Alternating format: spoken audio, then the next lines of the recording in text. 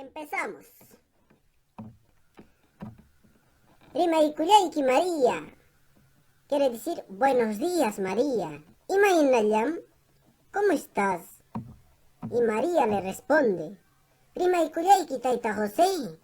Buenos días, don José. Allinllam taytay. Estoy bien nomás, don José. Hamja, ¿y usted? Y don José le responde, Chayna kaptinja, anchatam kusikuni. Si es así, me alegro mucho. Ñuqapas allinmi kachkani. Yo también estoy bien. María le responde, Tayta José, sumaq asnaqllañataq purichkanki. Sunquytapas suwawankimancha.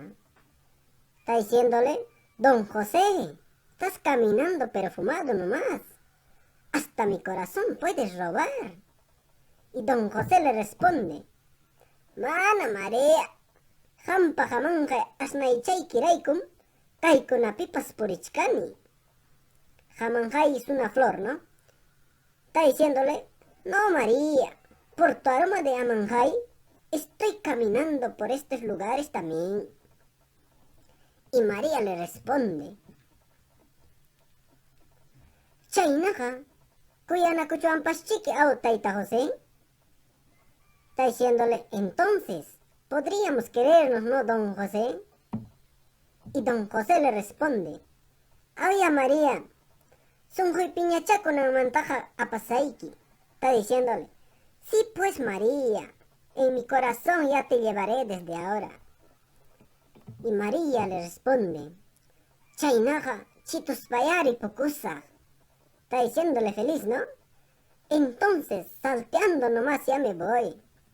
Y don José le responde, Tinkunakamaya María, ullqaychaytaya apakuy. Hasta otro encuentro María, llévate mis abrazos. Y María, la más enamorada, le dice, ¿no? Arisun huchay, tinkunanchikamayam, ya mi corazón, hasta otro encuentro. Y así se quedan enamorados, ¿no? Quieren que haga más de este tipo de videos, pues denle me gusta, suscríbanse para que llegue otras clases más y compartan, pues, ¿no? Y comenten. Gracias, hasta la próxima.